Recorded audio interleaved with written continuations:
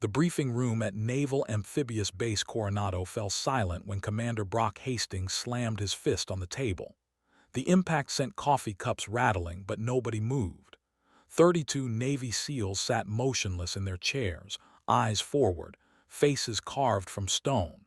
They'd learned long ago that Hastings didn't appreciate reactions. He appreciated obedience.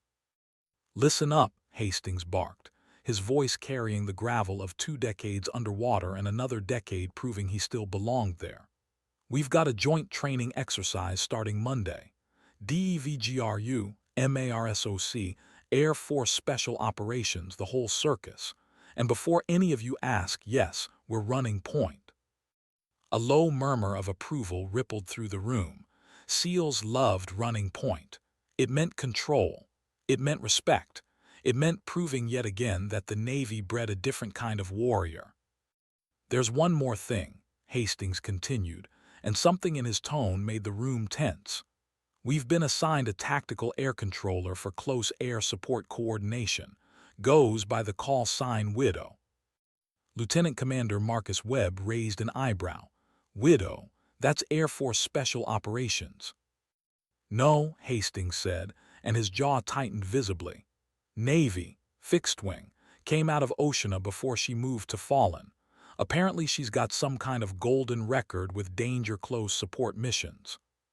The word came from Petty Officer First Class Travis Kincaid, and it carried just enough emphasis to turn heads. Hastings didn't smile, but something close to satisfaction flickered across his weathered face. "Problem with that, Kincaid?" "No, sir. Just surprised the brass is sending a female pilot to coordinate with SEALs. No offense, but we move fast, we move hard, and we don't have time to explain ourselves twice." Several operators nodded.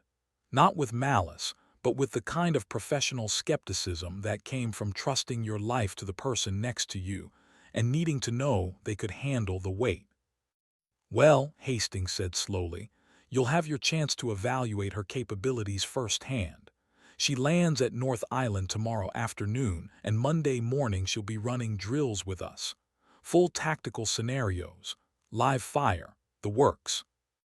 Webb leaned forward.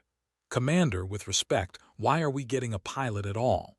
We've got JTACs embedded in every team. We know how to call in air support."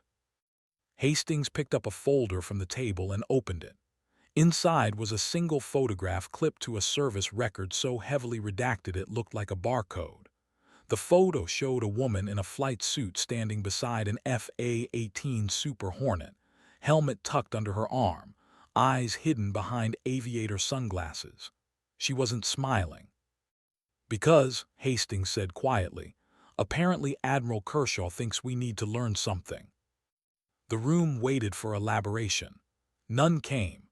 Instead, Hastings closed the folder and looked at his men with an expression that was part challenge, part warning. "Dismissed."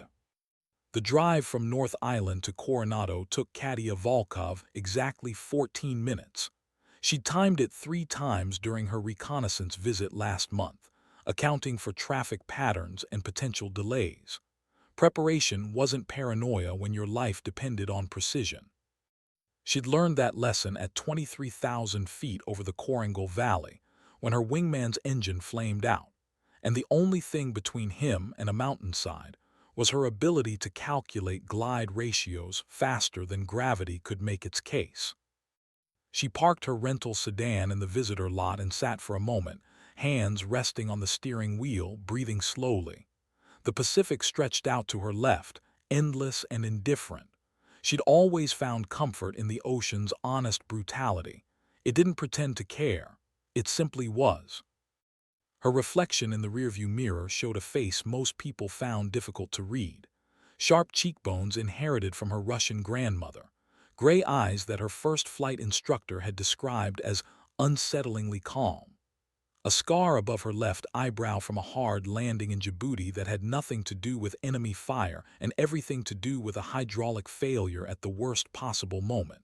She'd walked away. The aircraft hadn't.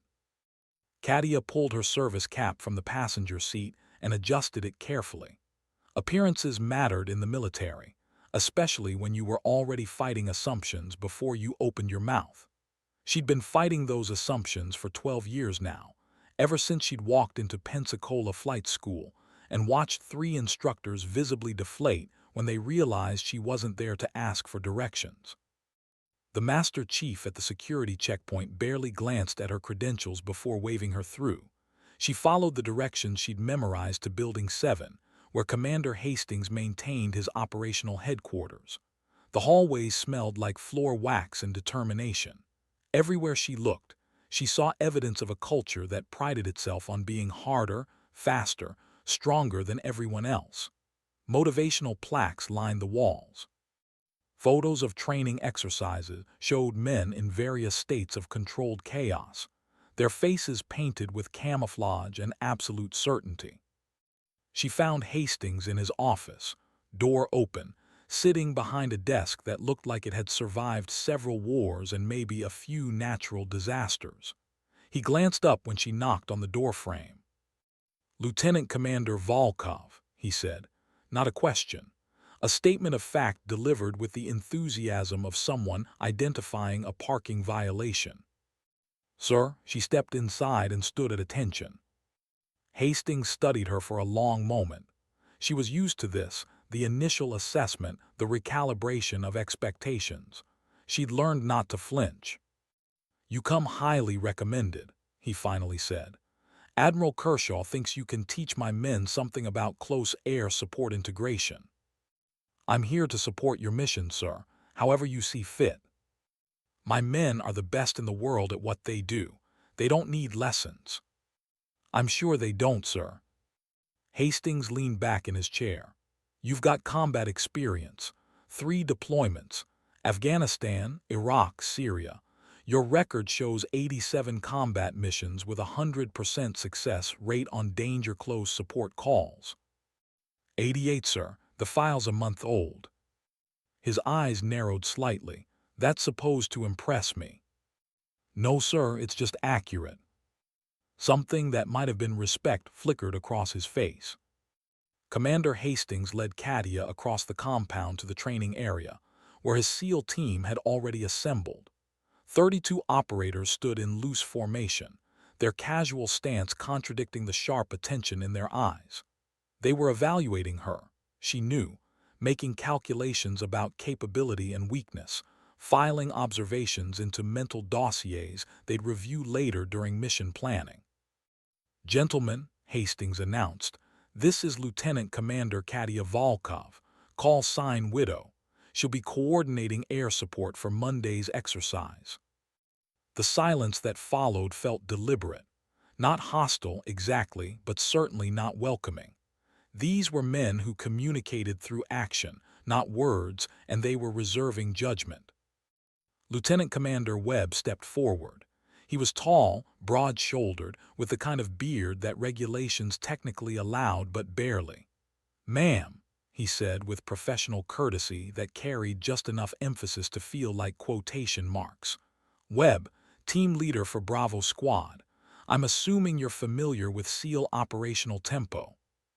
"I've coordinated support for naval special warfare on 14 separate occasions across 3 theaters," Katia replied evenly.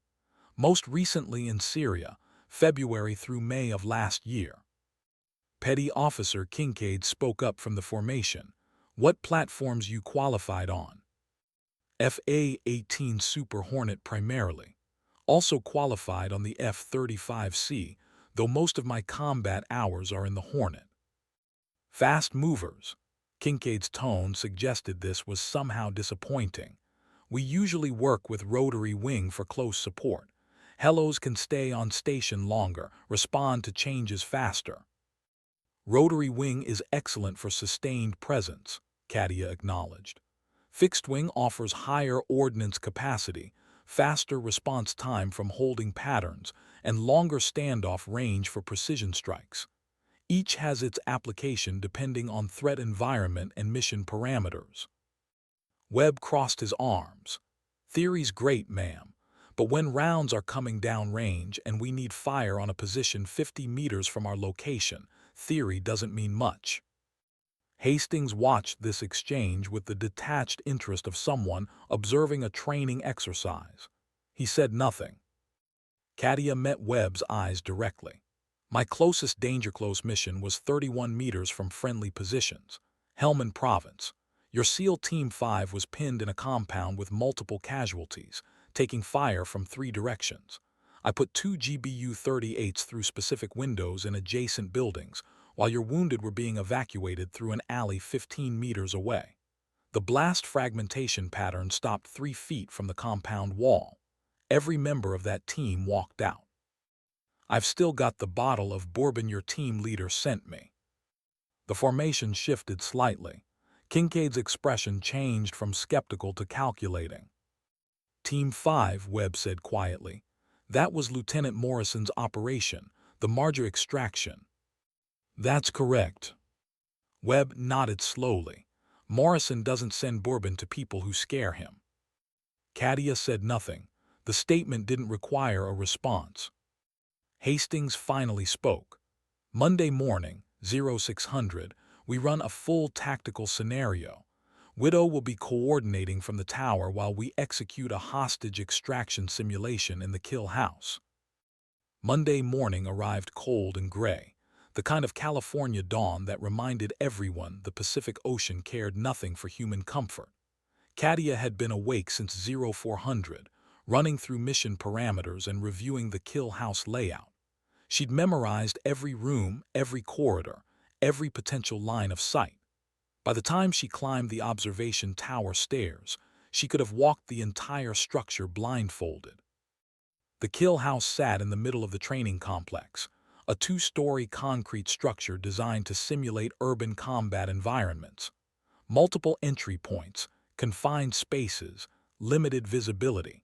It was where SEALs learned to move through buildings like water through cracks, finding paths that seemed impossible and exploiting them with brutal efficiency. Hastings stood in the tower beside her, arms crossed, watching his teams prepare below. Webb's Bravo squad would be executing the primary assault while Charlie squad provided overwatch and external security. Standard hostage rescue configuration. Comms check, Hastings said into his radio. Bravo 1 actual good copy. Charlie 1 actual good copy. Hastings glanced at Katia, Widow. She keyed her radio. Widow airborne holding at Angels 15, 5 miles northwest, carrying 2 GBU-12s in full gun, standing by for tasking. In reality, there was no aircraft. This was a simulation, meant to test coordination protocols and communication under stress. But Katia delivered the radio check as if she were actually circling overhead at 15,000 feet, because that's how you trained. You made the simulation real, or it taught you nothing. Bravo 1, you are cleared hot for entry, Hastings transmitted.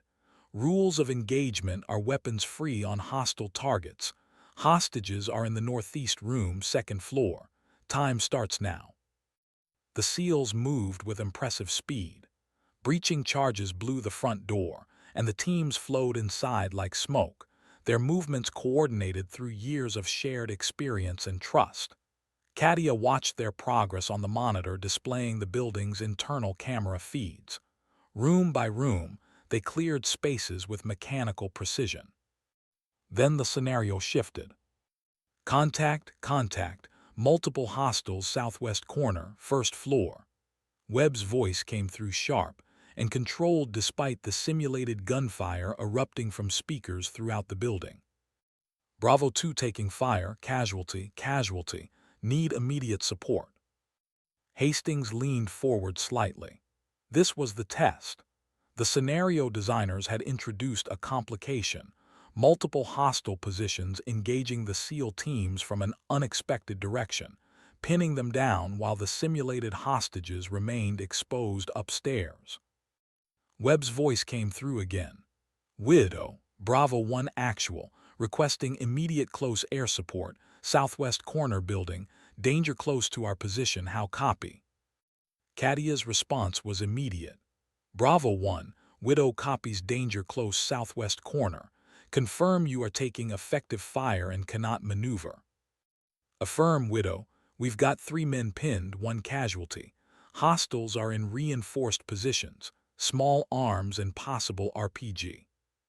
Bravo 1. Describe your exact position and mark with IR strobe. Webb's team leader executed perfectly, his training overriding the chaos. The observation tower felt suddenly crowded with tension. Hastings hadn't moved, but Katia could sense his focus intensifying. This was the moment where theory met execution, where all her combat missions and all her statistics either mattered or didn't. Bravo 1, Widow has your position marked, Katia transmitted. Recommend you collapse your perimeter to the northeast section, ground floor, and hold for 30 seconds. I'm coming in from the south with gun run, low angle to minimize fragmentation spread. Confirm you can execute. A brief pause, then Webb's voice steady and professional. Bravo 1 copies, collapsing northeast 30 seconds.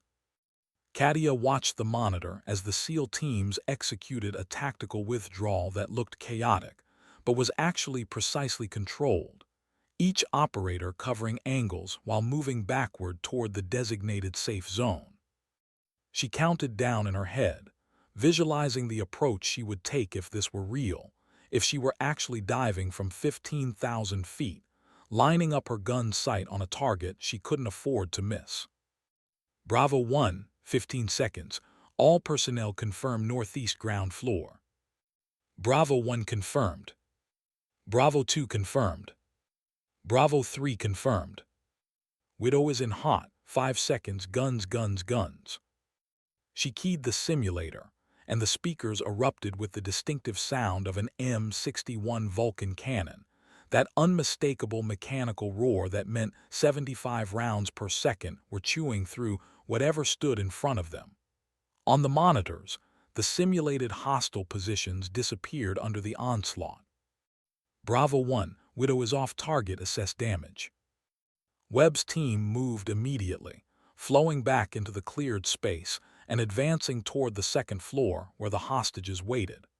The entire engagement had taken 90 seconds from initial contact to resolution. The exercise concluded with the hostages secured and all SEAL team members accounted for. Katia had coordinated 3 more close air support calls during the scenario, each one delivered with the same precise timing and careful attention to friendly positions. When Hastings finally called the exercise complete, she realized her hands were gripping the tower railing hard enough to leave impressions in her palms. The debrief took place in the same briefing room where Hastings had first announced her assignment. The SEAL teams filed in with the quiet efficiency of professionals who knew their performance would be dissected and evaluated. They took their seats without conversation, faces neutral, waiting. Hastings stood at the front of the room beside a screen showing mission metrics: time to target, accuracy of fire, casualties sustained, mission success parameters. The numbers told a story, and everyone in the room could read it.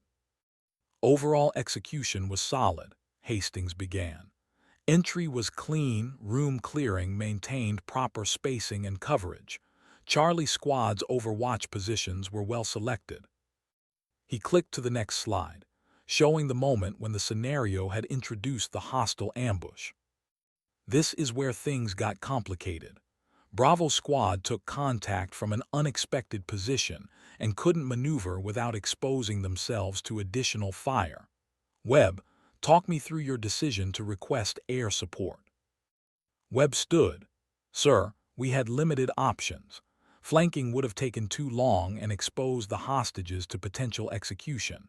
Breaching charges would have risked structural collapse in our position. Close air support offered the fastest solution with the least risk to friendly forces, assuming accurate delivery. Assuming accurate delivery, Hastings repeated. He looked at Katia. Widow, walk us through your approach. Katia stood and moved to the front of the room. She'd done this before, explained her tactical decisions to rooms full of skeptical operators who wanted to know why she'd put ordnance so close to their positions. The key was confidence without arrogance, precision without ego. Bravo 1's position was approximately 12 meters from the hostile target location, she said.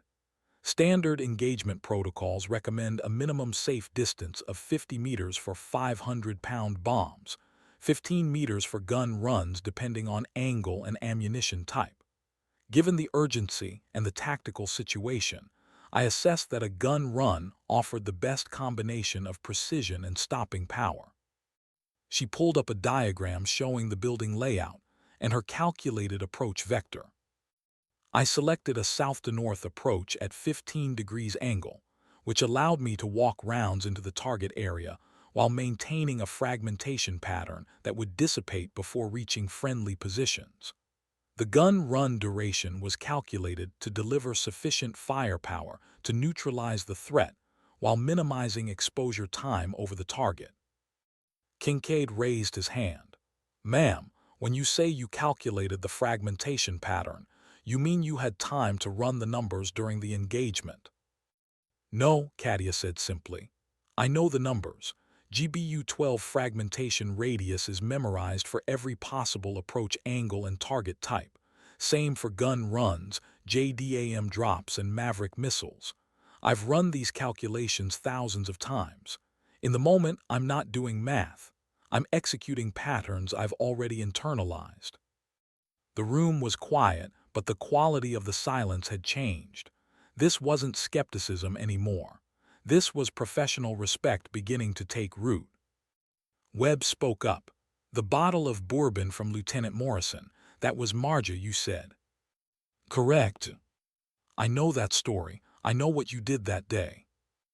Over the following weeks, Katia ran 14 more training scenarios with Hastings SEAL teams. Each exercise grew progressively more complex, introducing variables designed to test coordination under stress. Nighttime operations, multiple simultaneous targets, civilian presence requiring precision beyond normal margins of error, equipment failures requiring rapid tactical adjustments.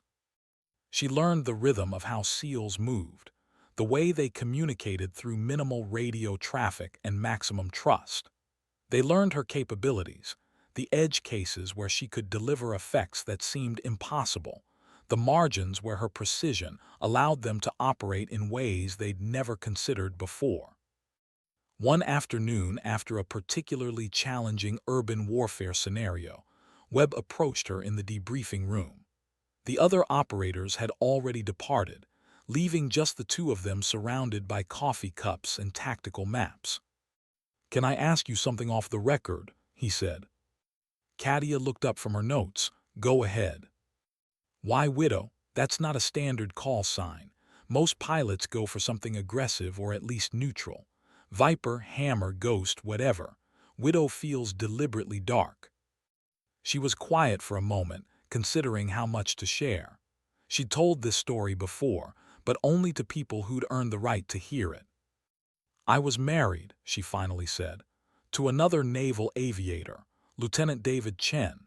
He flew FA-18s out of Oceana, same as me. We met in flight school, got married 6 months after we both got our wings." Webb sat down across from her, listening. "We deployed to Afghanistan together, different squadrons but same carrier air wing. On our 4th month in theater, David was flying close air support for a Marine unit taking heavy contact in Helmand. He made his approach too steep trying to get maximum accuracy on a Taliban position near friendly forces. His aircraft took ground fire during the run.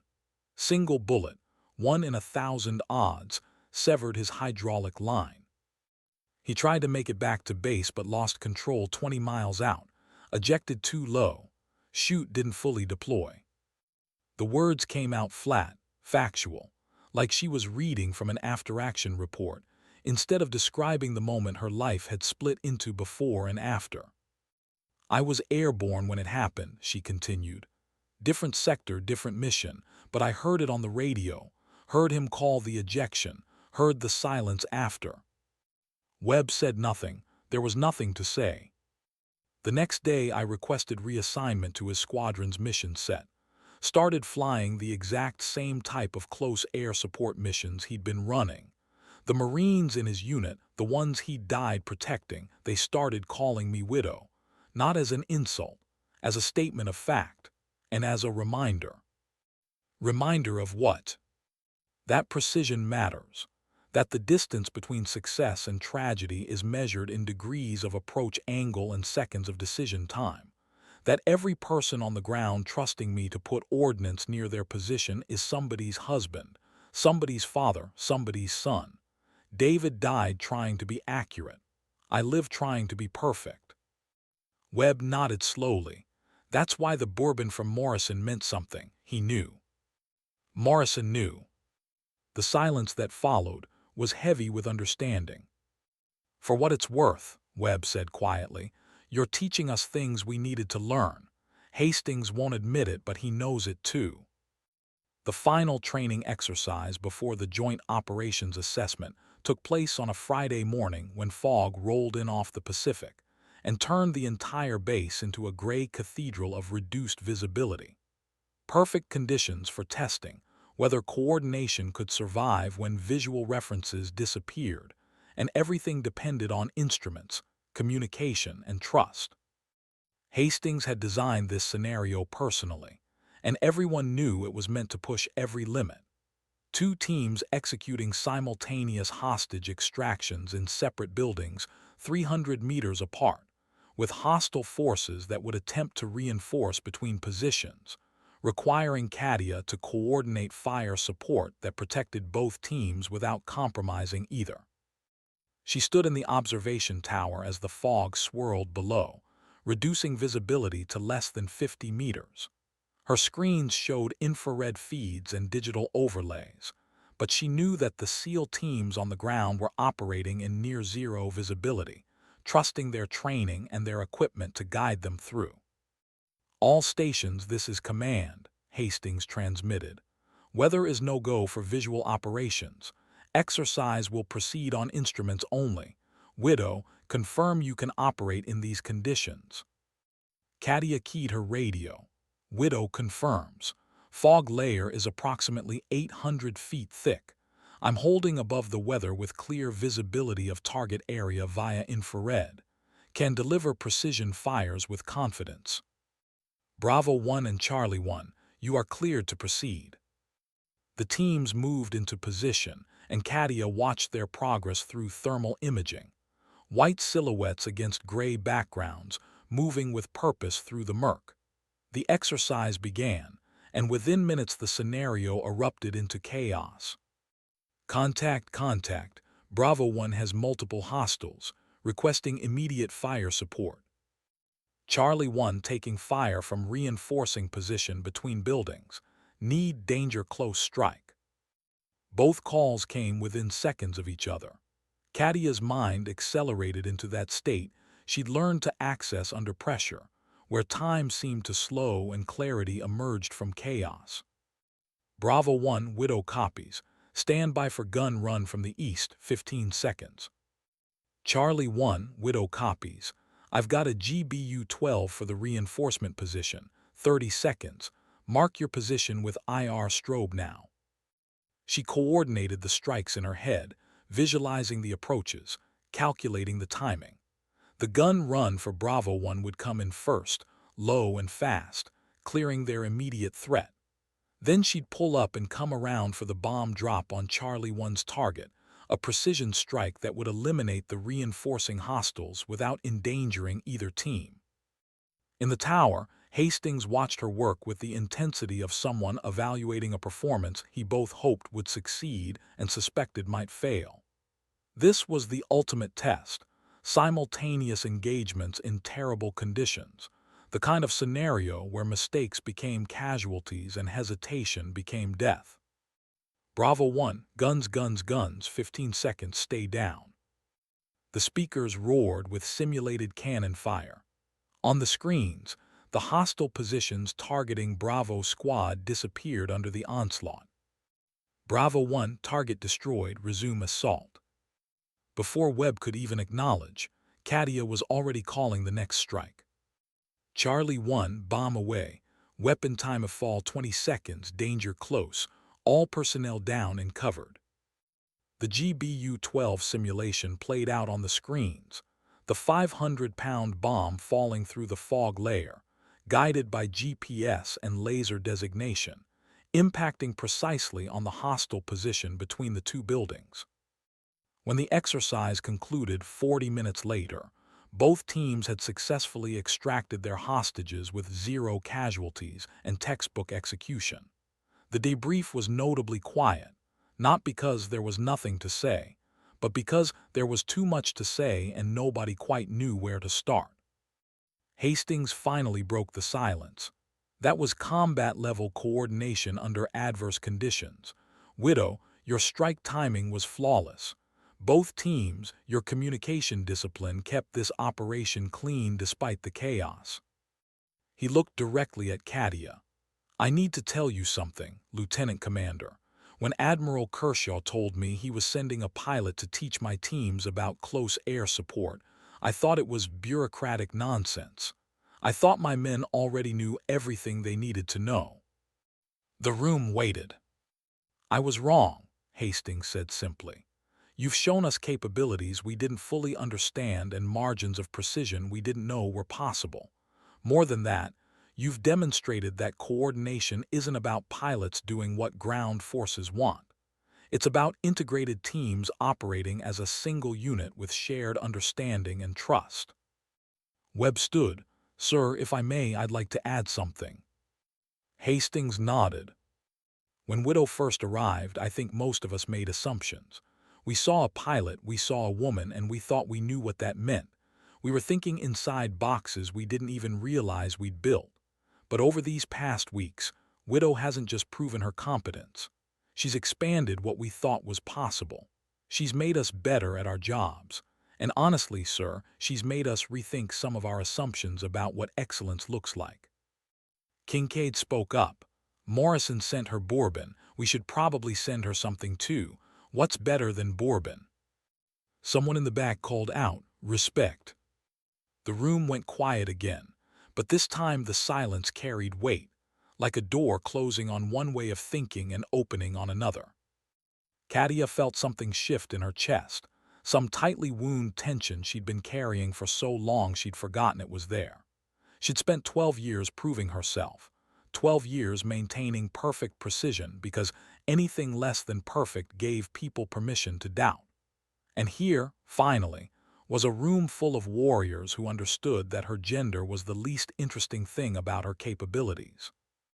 I appreciate that, she said quietly, all of it, but you should know that this works both ways. I've learned from you too. I've learned about ground truth, about the difference between theoretical tactics and practical execution. I've learned about trust, the kind that only comes from seeing people operate under pressure. You've made me better at my job too. Hastings nodded. The Joint Operations Assessment is in 2 weeks. Will be evaluated alongside MARSOC, DEVGRU, and Air Force Special Operations. They'll be watching how well we coordinate under realistic combat scenarios. Based on what I've seen here, I think we're going to teach them something about integration. The assessment took place at the Naval Special Warfare Training Facility in the mountains outside San Diego, where the terrain offered everything from urban environments to mountain warfare scenarios. 6 special operations teams from across the Department of Defense had assembled for 2 weeks of competitive evaluation, each team eager to demonstrate their superiority in the unspoken, but deeply felt hierarchy of special operations forces. Katia arrived at the assessment site 3 days early to review the terrain and coordinate with the air operations staff. She'd been assigned to support Hastings' SEAL team exclusively, which meant her performance would directly impact their evaluation scores. The pressure was significant, but pressure was something she'd learned to convert into focus. The first scenario began on Monday morning with a mountain hostage rescue.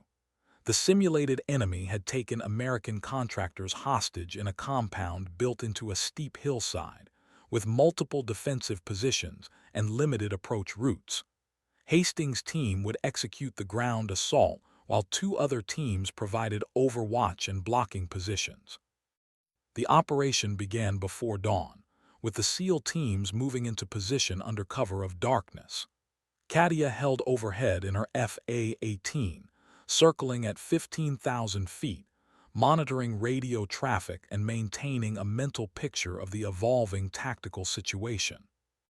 Widow, Bravo 1, were taking effective fire from hardened positions on the ridgeline above the compound.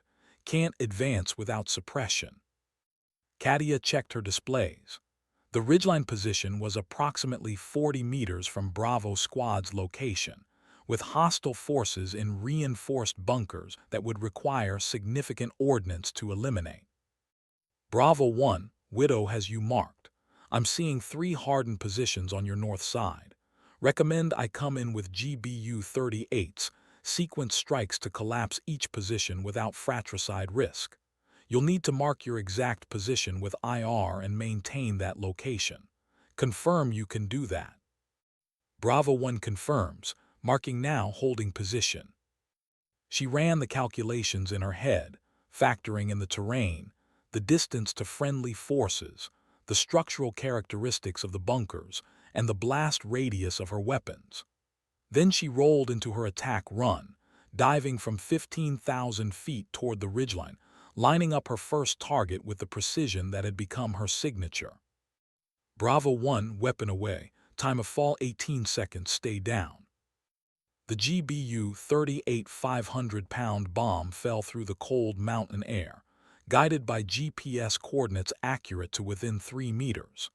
It impacted the first bunker with devastating effect, the explosion collapsing the hardened position and eliminating the threat. Bravo 1, target destroyed, assess effectiveness. Widow, good effects, continuing assault. She came around for the second strike, then the third, each bomb placed with the same surgical precision. By the time she'd finished, the ridgeline was clear and Bravo Squad was advancing toward the compound, moving with confidence born from knowing the air support above them was as precise as ground truth allowed. The assault succeeded with textbook efficiency, but what impressed the assessment observers wasn't just the successful outcome. It was the seamless coordination between air and ground, the way Katia and Hastings' team operated as an integrated unit rather than separate elements requesting support. During the debrief, a Marine Corps colonel from MARSOC approached Hastings. "Commander, I've been in this business 30 years, and I've never seen close air support coordination that tight. Your pilot is exceptional." Hastings nodded. "She's part of the team, sir, that's the difference." The second scenario was urban warfare, and it was designed to be nearly impossible. Multiple hostages held in separate buildings across a simulated city environment, with hostile forces that would execute prisoners if they detected rescue attempts. Time pressure, civilian presence, and zero margin for error. Hastings gathered his teams for mission planning. "We're going to execute simultaneous entries on 3 buildings, extract all hostages within a 10-minute window, and exfiltrate before hostile reinforcements arrive. The challenge is coordination. We need fires on multiple targets with perfect timing, and we need them delivered without civilian casualties." He looked at Katia. "Widow, this is your show as much as ours. Tell us what you can do."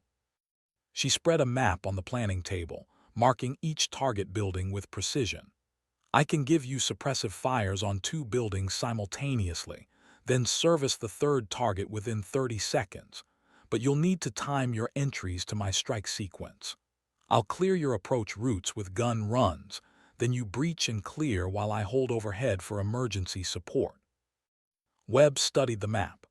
"That means we breach within seconds of your fires impacting. We'll be moving through dust and debris with limited visibility."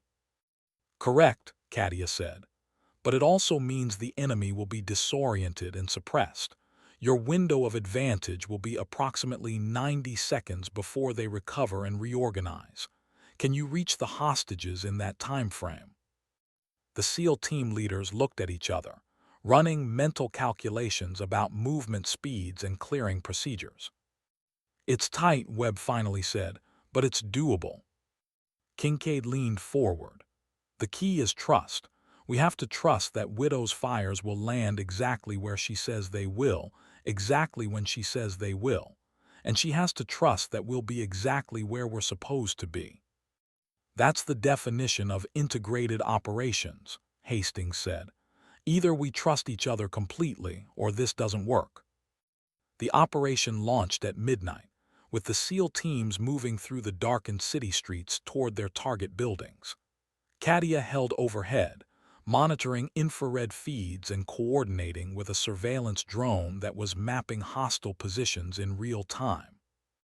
All Bravo elements, Widow has current situational awareness. I'm seeing hostile patrols on streets between buildings 1 and 2, approximately 6 personnel. Building 3 shows stationary guards at the entrance. Recommend I suppress patrols first with gun run, then hit Building 3 entrance with precision strike. That gives you clear approach routes and optimal entry conditions. Bravo 1 copies, standing by for your signal. She rolled into her first attack run, diving through the darkness with only her instruments and the ghostly glow of the infrared targeting display guiding her. The gun run was surgical, walking rounds down the street where hostile patrols were concentrated, eliminating the threat in 3 seconds of precise fire. Patrols suppressed, Bravo elements clear to advance.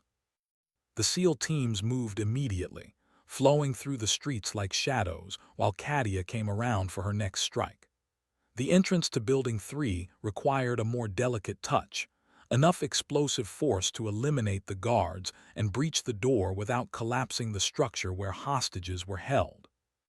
Bravo 3, weapon away, impact in 12 seconds, breach immediately following explosion. The GBU-38 hit the entrance with perfect accuracy, the explosion channeled by the building's architecture to maximize effect on the target while minimizing structural damage. Before the smoke cleared, Bravo 3 was through the door and into the building. Over the next 8 minutes, all 3 teams extracted their hostages with 0 casualties and textbook precision. The assessment observers could barely hide their surprise at the flawless execution. After the scenario concluded, Katia climbed down from her cockpit and found Hastings waiting on the flight line. Behind him stood Admiral Kershaw, the senior naval officer who had initiated this entire training evolution.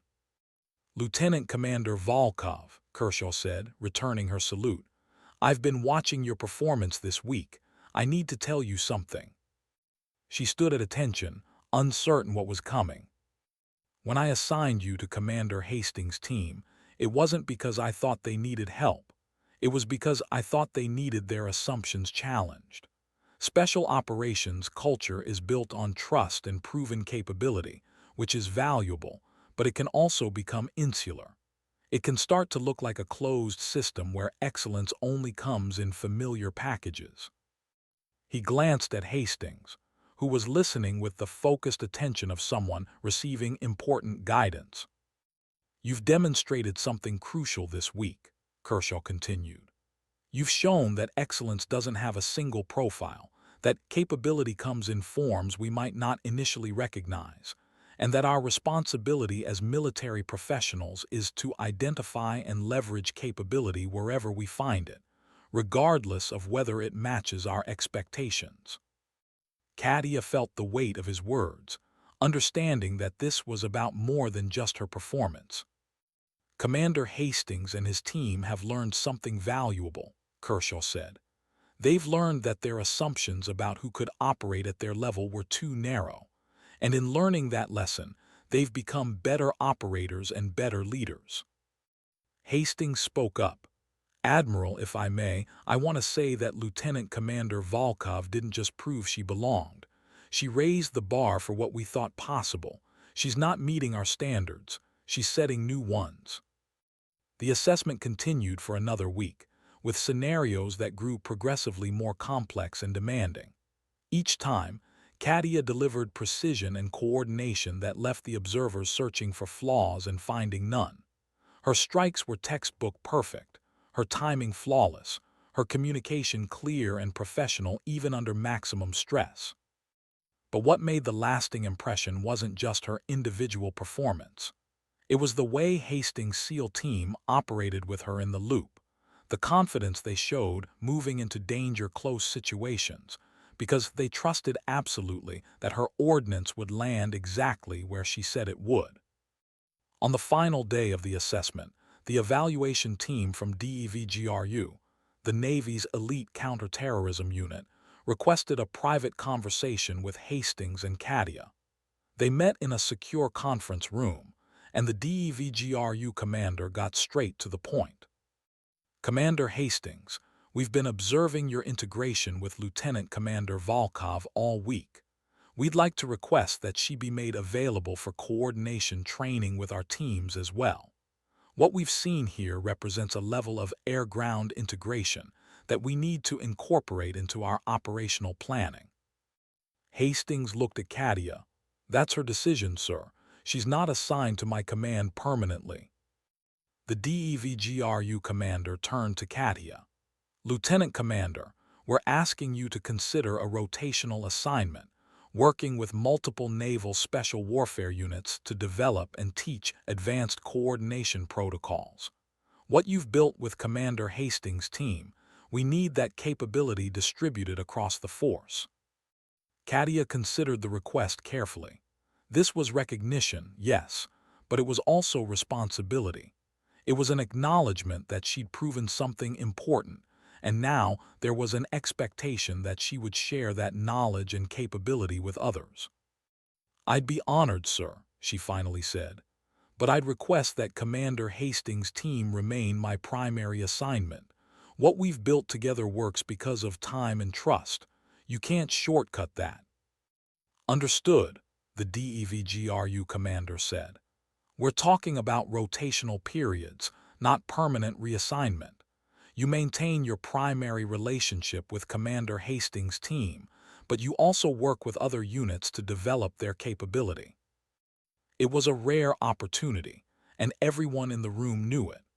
This was Katia being recognized not just as a competent pilot, but as someone who had something valuable to teach the most elite warriors in the American military. "Then I accept," she said. The assessment concluded with a formal ceremony where each participating unit received evaluation scores and recognition for exceptional performance. Hastings' SEAL team scored at the top across multiple categories, with particular recognition for their air-ground coordination and adaptability under complex scenarios.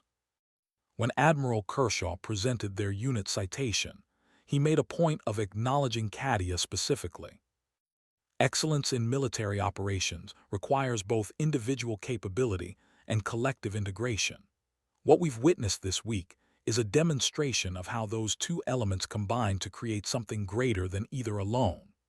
Lieutenant Commander Volkov has shown us that precision and courage are genderless qualities, that competence transcends demographics, and that our military is strongest when we recognize and leverage talent wherever we find it."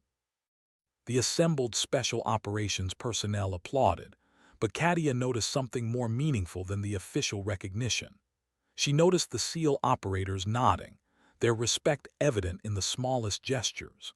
She noticed the MARSOC Marines looking at her differently now, with the kind of professional regard that came from watching someone perform under pressure. She noticed the Air Force combat controllers exchanging comments about her strike coordination, dissecting her techniques with the focus of professionals studying a master. After the ceremony, Webb approached her with several other SEAL operators trailing behind. "Widow, we wanted to give you something." He handed her a small wooden box. Inside was a Trident insignia, the symbol of the Navy SEALs, mounted on a plaque. "You didn't go through Bud S," Webb said quietly.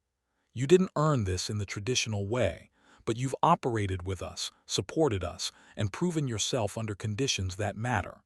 In our view, you've earned honorary recognition, not as a SEAL but as someone who embodies the same standards we aspire to." Katia looked at the Trident, feeling the weight of what it represented. Not permission or validation, but acknowledgement from warriors who understood what she'd accomplished. "This means more than you know," she said. Kincaid stepped forward. "We also wanted to say something else. When you first arrived, some of us made assumptions. We thought we knew what to expect. We were wrong, and we're grateful for that. You taught us something important about keeping our minds open and our standards high." "You made me better too," Katia replied. "You showed me what integration really means, what it looks like when people trust each other enough to operate on the edge of possible." They stood there for a moment, this group of warriors who had learned to see each other clearly, past assumptions and expectations, into the territory where only capability and character mattered. 3 months later, Katia was flying a night mission over Syria, providing close air support for a SEAL team conducting counter-terrorism operations in the contested border region. The mission was classified at the highest levels, but the basic mechanics were familiar: ground forces in danger, hostile targets requiring precision strikes, and the delicate calculation of how to deliver violence without harming the people she was protecting. "Widow, this is Reaper 1-6. We are taking effective fire from multiple positions, requesting immediate suppression." She recognized Webb's voice instantly, even through the digital encryption and the stress of combat. "Reaper 1-6, Widow copies, send target coordinates." The information flowed back and forth with the efficiency of shared language and mutual trust. She could visualize Webb's position, understand his tactical situation, and calculate her approach without requiring extensive explanation. They'd built this capability together over months of training, and now it was saving lives in actual combat. "Reaper 1-6, guns, guns, guns, stay down." The M61 cannon erupted beneath her aircraft, sending 75 rounds per second downrange toward the hostile positions threatening Webb's team. The night sky lit up with tracer fire, and she felt the aircraft shudder with the recoil. "Widow, good effects, targets suppressed, continuing mission." She came around for another pass, maintaining overwatch while the SEAL team completed their objective. The entire engagement lasted 11 minutes, and when it was over, Webb's team extracted successfully with their target secured and 0 friendly casualties. Back on the carrier after the mission, Katia sat in the debriefing room filling out her after-action report. The precise details of what she'd done, the ordnance expended, the coordinates and timings and assessments of effectiveness. It was all documented with the same care she brought to every flight, because precision mattered even in paperwork. Her phone buzzed with a message from an unknown number. When she opened it, she saw a photo of Webb's team standing on an airfield somewhere in Syria, holding a handwritten sign. "Widow, still the most accurate fire we've ever seen. Thanks for keeping us alive." She smiled, saved the photo, and went back to her report. The following year brought more deployments, more training evolutions, more opportunities to demonstrate that what she'd built with Hastings' team wasn't a one-time achievement, but a repeatable capability that could be shared and developed across the naval special warfare community. She worked with SEAL Team 7 in the Pacific, coordinating complex maritime operations that required precision strikes on fast-moving vessels. She trained with SEAL Team 3 on desert warfare scenarios, where sandstorms and heat shimmer made visual targeting nearly impossible. She deployed with DEVGRU on operations she could never discuss, in places she couldn't acknowledge, doing work that would remain classified for decades. Through it all, she maintained her partnership with Hastings and his team, returning to Coronado between deployments to continue refining their coordination protocols and developing new techniques for integrated operations. One evening after a training flight, she found Hastings on the beach near the base, watching the sun set over the Pacific. She walked up beside him, and they stood in silence for a while, two veterans comfortable enough with each other that words weren't always necessary. "I've been thinking about something," Hastings finally said. "When Admiral Kershaw first told me he was sending you to work with my team, I was angry. I thought it was political, some kind of diversity initiative that would compromise our operational effectiveness. Katia said nothing, just listened. I was wrong, he continued. Not about you specifically, because I didn't know you yet. I was wrong about my own thinking. I'd confused familiarity with excellence. I'd started to believe that capability only looked a certain way, came from certain backgrounds, fit certain profiles. You challenged that assumption just by showing up and being better than my preconceptions allowed. You were willing to have your assumptions challenged, Katia said. That's what matters. Some people dig in when confronted with evidence that contradicts their beliefs. You adapted. Your team adapted. That's what makes you good at what you do. Hastings nodded. I want to tell you something else. The work you've done with my team, with naval special warfare in general, it's changing how we think about integration. We're updating our doctrine based on the coordination protocols you've developed. Future SEAL teams will train using methods you pioneered. Your impact extends beyond the missions you've flown. She felt the weight of that statement, understanding that her legacy wouldn't just be the strikes she'd delivered or the lives she'd saved, but the evolution she'd catalyzed in how warriors thought about working together. David would have been proud, she said quietly, speaking her late husband's name for the first time in months. He believed in pushing boundaries, in finding better ways to operate. He died trying to be precise enough to save lives. I've spent the last 6 years trying to honor that by being the precision he was reaching for. Hastings turned to look at her. You've done more than honor his memory. You've built something that will outlast both of us. That's the definition of legacy. They watched the sun disappear below the horizon. Two warriors who'd learned that excellence was collaborative rather than competitive, that strength came from integration rather than isolation, and that the most important victories were the ones that changed how people thought about what was possible. Years later, when Katia was promoted to commander and given her own command at Naval Air Station Fallon, she received a letter from Admiral Kershaw. It was handwritten, which was unusual enough in the digital age to signal importance. Commander Volkov, it read, I'm writing to congratulate you on your promotion, but more importantly, to thank you for what you've contributed to naval aviation and naval special warfare over the past decade. When I assigned you to work with Commander Hastings' team all those years ago, I hoped you would challenge some assumptions and demonstrate your capability. What you actually accomplished exceeded anything I imagined. You didn't just prove yourself worthy of respect. You changed the culture. You expanded what we thought possible. You showed an entire generation of operators that excellence has no demographic profile, that precision is a choice rather than an accident, and that the highest form of professionalism is judging people by their capabilities rather than our preconceptions. The call sign Widow, which you carry in memory of Lieutenant Chen, has become synonymous with precision and dedication across the special operations community. Future aviators will know that name and understand what it represents. That's legacy. That's impact. That matters more than any medal or commendation. With respect and gratitude, Vice Admiral James Kershaw.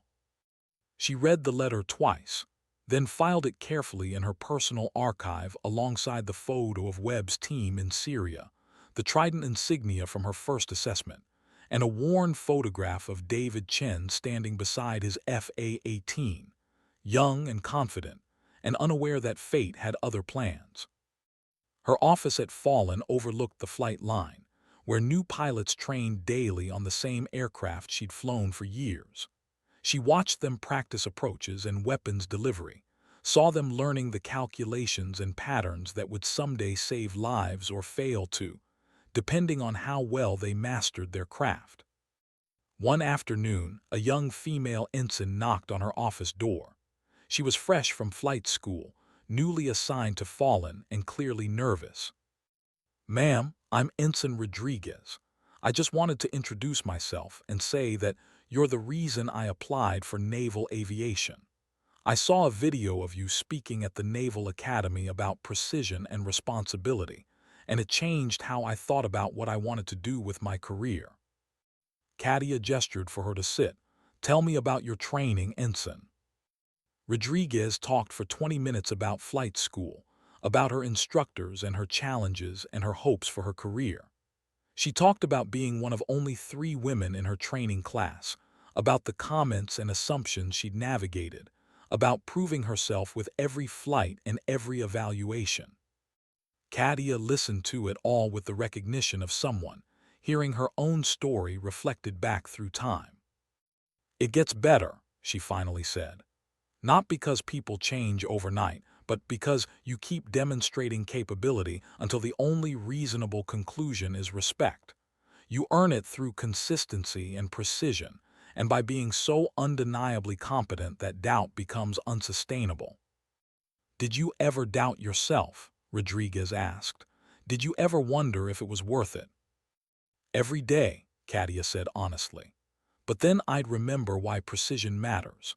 I'd remember the people on the ground whose lives depend on whether I get the calculations right. I'd remember that excellence is the only acceptable standard regardless of what assumptions people bring to the table. And I'd remember that every time I proved my capability, I made it slightly easier for the person coming after me." Rodriguez nodded slowly, understanding settling over her face. "You're here now," Katia continued. "That means you've already proven you belong. Now the work is maintaining that standard and exceeding it when it matters. Your gender will be the least interesting thing about your capabilities if you make your capabilities undeniable." The ensign stood, saluted, and left with the determined expression of someone ready to prove exactly that. Katia turned back to her window, watching another flight of FA-18s launch into the Nevada sky, their afterburners painting contrails across the blue. She thought about David, about Hastings and Webb, and all the warriors she'd worked with over the years. She thought about the evolution from skepticism to respect, from proving herself to enabling others, from being the exception to expanding what was considered normal. The call sign Widow had started as a memorial to loss and transformed into a symbol of precision. Her journey from being doubted to being sought out for the toughest missions represented something larger than her individual achievement. It represented the slow, difficult, essential work of changing culture by refusing to accept limitations that weren't based on capability. She'd made her career about being so precise that failure became impossible, so consistent that doubt became unreasonable, and so professional that respect became inevitable. In doing so, she'd opened doors for others and demonstrated that excellence was defined by results rather than demographics. The sun was setting over the Nevada desert, painting the sky in shades of orange and purple that reminded her of sunsets over the Pacific, over Afghanistan, over Syria, over all the places where she delivered precision and saved lives, and honored the memory of a husband who'd believed in being better. Her radio crackled to life with a message from the control tower, and she recognized the voice as one of her instructors coordinating training flights. "Widow, this is Fallen Tower. We've got a new pilot requesting clearance for their first solo weapons delivery run. They specifically asked if you'd observe and evaluate." She smiled slightly, keyed her radio, and responded with the professional efficiency that had become her signature. "Fallen Tower," Widow copies. "Tell them to execute the run by the numbers, maintain precision over speed, and remember that every calculation matters. I'll be watching." Copy Widow, they'll be glad to hear it. She stood at her window and watched the young pilot take off into the desert evening, climbing toward the training range where they would practice the art of precision that would someday save lives or fail to, depending on how well they learned the lessons that warriors like Katia had written with calculation and courage.